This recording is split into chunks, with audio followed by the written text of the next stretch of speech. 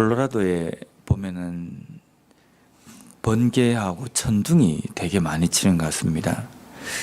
지금까지 저도 살면서 이런 번개는 잘 보지도 못했습니다. 어떤 때는 차를 타고 가다가도 바로 가까이에서 번쩍하면서 아주 그 영화에서나 볼 수 있는 그런 번개나 그리고 천둥 소리가 들리기도 합니다. 어떤 때 천둥 소리가 들릴 때에는 집이 막 흔들린 것 같은 느낌이 그렇게 들거든요.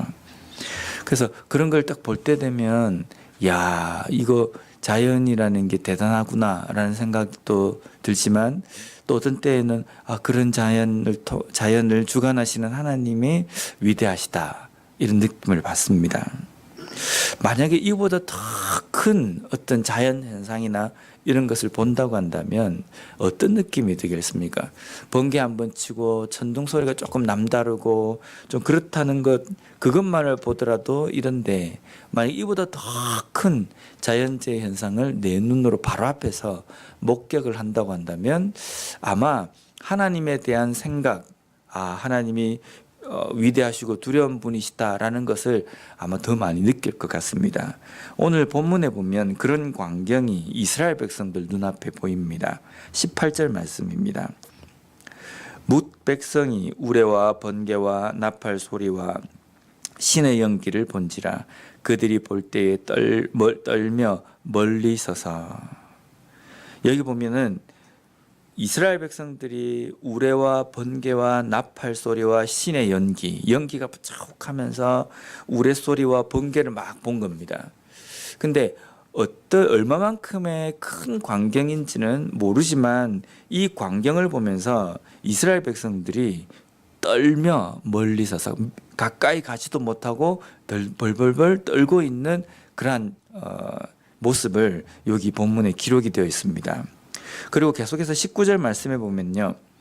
모세에게 이르되 당신이 우리에게 말씀하소서 우리가 들으리이다. 하나님이 우리에게 말씀하시지 말게 하소서 우리가 죽을까 하나이다. 벌벌 떨면서 하나님께서 우리에게 직접 말씀하지 않게 해 주십시오. 왜냐하면 우리가 죽을 것만 같습니다. 이스라엘 백성들이 그 큰 광경을 보면서 느끼는 것은 두렵고 죽을 것 같은 느낌이라는 겁니다. 어떤 때에는 우리가 이 큰 자연재해를 보면서 이게 진짜 너무나도 크고 이걸 우리가 견뎌 나갈 수 있을까, 이걸 넘어갈 수 있을까 이런 생각이 들 때가 있습니다. 콜로라도는 잘 없지만 다른 쪽에는 해일이나 아니면은 뭐 여러 가지 그 일들이 많이 있지 않습니까? 그런 것들이 한번 휩쓸고 지나가면 집 같은 것들이 흔적도 없이 사라져 버립니다. 근데 그 일들을 보면서 그냥 그 일들이 촥 그냥 지나가면 그냥 큰 자연재해를 보았다 이런 생각이 듭니다. 근데 이스라엘 백성들이 지금 눈앞에 목격한 그 광경이 얼마나 크고 무서운 광경인지는 모르지만 그 백성들이 느낄 때에는 이게 지금 우리가 죽게 되었다라고 생각할 정도로 큰 그런 광경들을 지금 목격을 한 겁니다. 그래서 이스라엘 백성들의 입을 통해서 하나님이 지금 임재하시는 그것이 우리에게 너무 무섭습니다, 두렵습니다라고 이야기하는 겁니다. 그런데 이 광경이 이 이스라엘 백성들의 말이 좀 이상하기도 합니다.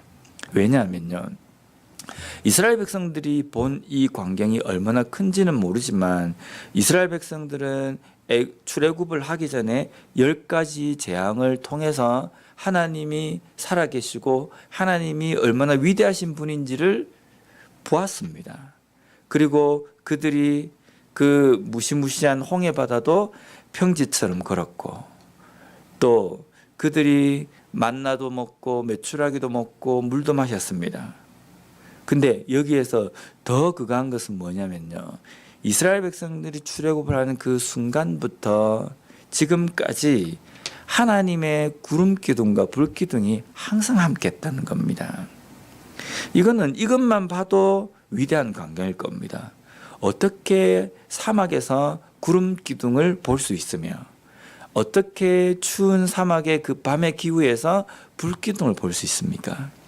그것만 봐도 야, 하나님이 살아계시고 하나님이 위대하시다라는 것을 느낄 수 있어야 하는데, 근데 이스라엘 백성들이 다른 면에 대해서는 그런 고백을 하지 않고 지금 자기들의 눈앞에 일어나는 더 크고 쇼킹한 일들을 보면서 하나님이 지금 여기에 계시는구나라는 것을 이제서야 느낀다는 겁니다. 그런데 이 일이 지나고 나면 대번에 이스라엘 백성들 입에서 뭐라고 나오냐면요, 조금 어렵고 힘든 상황이 딱 되면 우리를 죽이려고 여기에 데리고 나왔느냐, 하나님이 지금 우리와 함께 계시느냐, 이런 이야기를 한다는 겁니다. 위대한 하나님의 임재하심, 하나님의 기적과 같은 은혜가 우리에게 처음 다가올 때는 어마어마하게 크고 위대하게 느껴집니다. 근데 그게 우리의 삶에 계속 이어지면 그 기적이 일상이 되어버립니다. 일상이 되어버리면요, 마음속에, 우리 사람들의 마음속에 무슨 생각이 드냐면 그건 당연한 것이라고 생각하는 거거든요. 그래서 이스라엘 백성들이 시간이 지나면서 어떤 생각이 드냐면 구름 기둥은 당연히 광야에서 볼 수 있는 것처럼 착각을 하는 겁니다.